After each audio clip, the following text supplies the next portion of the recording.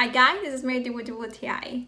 And if you're looking for a marker to touch up your furniture because it has some scratches, then the furniture touch-up marker might help you with that. What I like about these markers is that they come in 6 different colors. They're very similar to most furniture colors. So that's what I was looking at. I didn't want a marker that my past is still, you knew that it was repaired. I wanted something that would be the less noticeable for other people and that I couldn't even realize that the scratch was there. So I found these markers. I'm just going to show you how I've been using one of those. This is how I do it. I apply the marker on the stain, and then after I take a towel and then remove it, I'm going to repeat this over and over until the stain is not there anymore. And then now this is the end result. I really recommend you to try it. That's just my point of view.